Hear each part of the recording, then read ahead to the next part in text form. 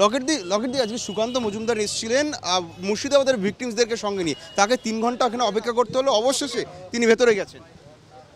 দেখি ভেতরে গেছো তো, দেখি কি বলে।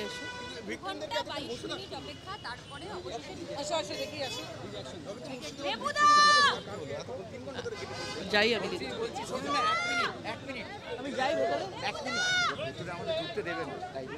আমি একটু ভেতরে এদিকে যাই। সবাই এই যে 2 ঘন্টার লড়াইয়ের পর নির্যাতিত আক্রান্ত তাদের সঙ্গে ডিজি তাদের বক্তব্য শুনতে রাজি অন্যান্যরা গিয়েছেন ভেতরে। এই যে এতক্ষণ বসে থাকতে হলো, ডিজি স্বয়ং নিজে আসলেন না, শেষে রাজি হলেন। এদের এই ঔদ্ধত্যই একদিন এদের সবচেয়ে বড় ক্ষতির কারণ হবে। এই সরকার পড়বে এদের ঔদ্ধত্যের কারণে।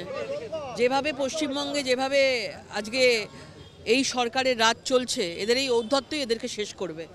এত কিছু ঘটনা ঘটে যাওয়ার পর মুর্শিদাবাদ নিয়ে যখন সারা দেশ দেখাচ্ছে মুর্শিদাবাদের ঘরছাড়াদের নিয়ে, সেই ঘরছাড়ারা এত দূর অবধি তাদের মানে ঘরের দোরগোড়ায় তারা এসছে, তাদেরকে 2 ঘন্টা ধরে তাদেরকে অপেক্ষা করিয়ে রেখেছে। একদিন এরকম হবে যে এদেরকে অপেক্ষা করতে হবে যখন আমাদের সরকার আসবে। মুখ্যমন্ত্রী বলছেন বিএসএফ এর বিরুদ্ধে তদন্ত, অথচ এনারা বলছেন বিএসএফ না থাকলে আমরা বাঁচতাম না। আপনাদের লজ্জা করে না? যে বিএসএফ সারা দেশের একটা সুরক্ষার ব্যবস্থা করে, সেই বিএসএফকে নিয়ে এই ধরনের কথা বলতে, মানে নিজেকে মিথ্যা ঢাকতে আর কি বলবেন ইনি? মানুষ বিশ্বাস করবে? তারা জানে না, যারা সেই মুর্শিদাবাদের যারা ঘর ছাড়া হয়েছে 500 পরিবার, তো বিএসএফ এর লোকদের যদি কথা বলে তারা কি বিশ্বাস করবে? ওই কয়েকটা গুটি কয়েক তৃণমূলের নেতারা রয়েছেন, সেই তোলাবাজরা রয়েছেন, যারা ওই পয়সায় তাদের চলে সংসার, তারাই এই ধরনের জিনিসগুলোকে বিশ্বাস করানোর চেষ্টা করবে। কেউ বিশ্বাস করবে না বিএসএফ করেছে।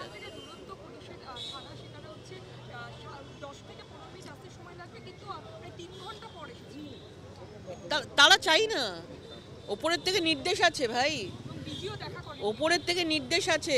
এদের মুসলমানদেরকে নিয়ে কেউ কোনো কথা বলতে পারবে না।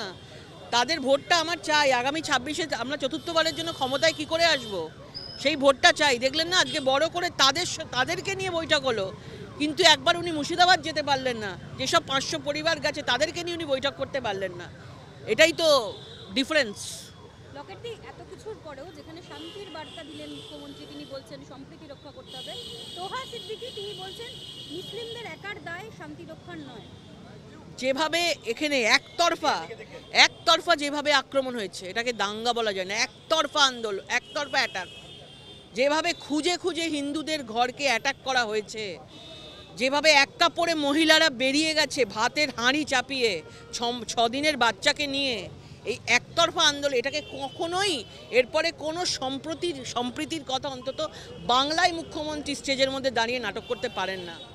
তার উচিত ছিল, যেভাবে দুজনকে হত্যা করা হয়েছে, কেন তাদের শাস্তি হবে না?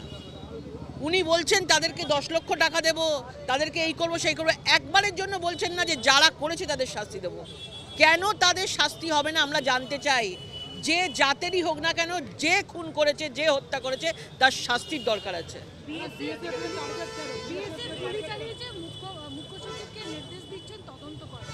যে এই যে মানুষগুলো দুটো বাবা ছেলেকে হত্যা করলো, তাদেরকে কেন তদন্ত হবে না?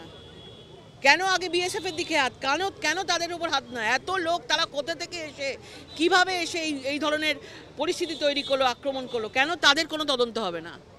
উনি কিন্তু রাজ্য পুলিশ এবং তৃণমূলকে নিয়ে কিছু বললেন না, সব বিএসএফ, বিজেপি, কংগ্রেস, স্বরাষ্ট্র মন্ত্রক ইত্যাদি নিয়ে বলে গেলেন। যেভাবে উনি মানে তুষ্টিকরণের জন্য একটা 30% লোকেদেরকে বাঁচানোর চেষ্টা করছেন, আজকে সেই নাটক আমরা দেখলাম। এত কিছু ঘটে যাওয়ার পরেও একবারের জন্য বলল না যে যারা যেই ধরনের আক্রমণ করেছে তাদেরকে ধরা হবে, তাদেরকে উচিত শাস্তি দেওয়া হবে। একবারের জন্য উনি বললেন না। লকেটদি আজকে সুকান্ত মজুমদার এসেছিলেন মুর্শিদাবাদের ভিকটিমসদেরকে সঙ্গে নিয়ে। তাকে 3 ঘন্টা এখানে অপেক্ষা করতে হলো, অবশেষে তিনি ভেতরে গেছেন। দেখি ভেতরে গেছো তো, দেখি কি বলে।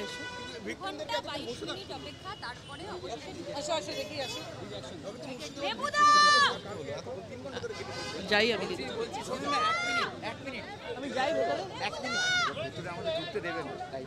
আমি একটু ভেতরে এদিকে যাই। সবাই এই যে 2 ঘন্টার লড়াইয়ের পর নির্যাতিত আক্রান্ত তাদের সঙ্গে ডিজি তাদের বক্তব্য শুনতে রাজি হয়েছে, অন্যান্যরা গিয়েছেন ভেতরে।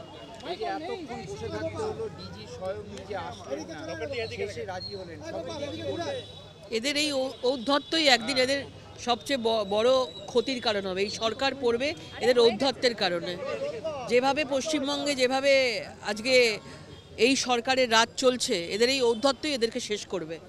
এত কিছু ঘটনা ঘটে যাওয়ার পর মুর্শিদাবাদ নিয়ে যখন সারা দেশ দেখাচ্ছে মুর্শিদাবাদের ঘরছাড়াদের নিয়ে, সেই ঘরছাড়ারা এত দূর অবধি তাদের মানে ঘরের দোরগোড়ায় তারা এসছে, তাদেরকে 2 ঘন্টা ধরে তাদেরকে অপেক্ষা করিয়ে রেখেছে। একদিন এরকম হবে যে এদেরকে অপেক্ষা করতে হবে যখন আমাদের সরকার আসবে। মুখ্যমন্ত্রী বলছেন বিএসএফ এর বিরুদ্ধে তদন্ত, অথচ এনারা বলছেন বিএসএফ না থাকলে আমরা বাঁচতাম না। আপনাদের লজ্জা করে না? পুলিশ যে বিএসএফ সারা দেশের একটা সুরক্ষার ব্যবস্থা করে, সেই বিএসএফকে নিয়ে এই ধরনের কথা বলতে, মানে নিজেকে মিথ্যা ঢাকতে আর কি বলবেন ইনি? মানুষ বিশ্বাস করবে? তারা জানে না, যারা সেই মুর্শিদাবাদে যারা ঘরছাড়া হয়েছে 500 পরিবার, তো বিএসএফ এর লোকদের যদি কথা বলে তারা কি বিশ্বাস করবে? ওই কয়েকটা গুটি কয়েক তৃণমূলের নেতারা রয়েছেন, সেই তোলাবাজরা রয়েছেন, যারা ওই পয়সায় তাদের চলে সংসার, তারাই এই ধরনের জিনিসগুলোকে বিশ্বাস করানোর চেষ্টা করবে। কেউ বিশ্বাস করবে না বিএসএফ করেছে।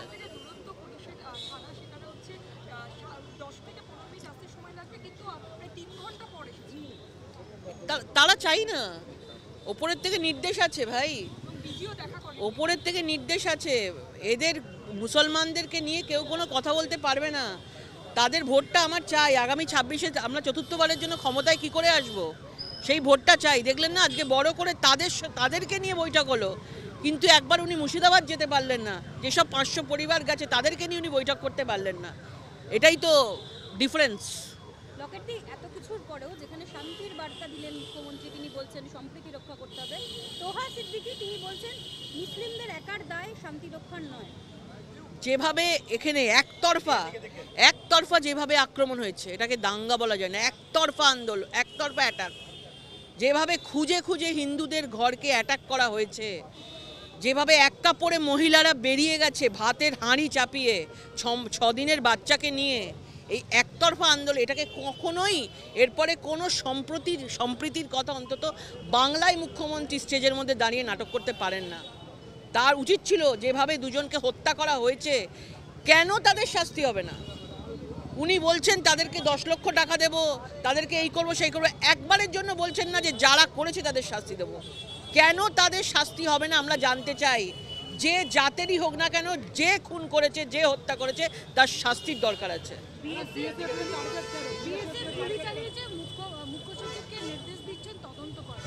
যে এই যে মানুষগুলো দুটো বাবা ছেলেকে হত্যা করলো, তাদেরকে কেন তদন্ত হবে না? কেন আগে বিএসএফ এর দিকে হাত, কেন তাদের উপর হাত না? এত লোক তারা কোথা থেকে এসে, কিভাবে এসে এই ধরনের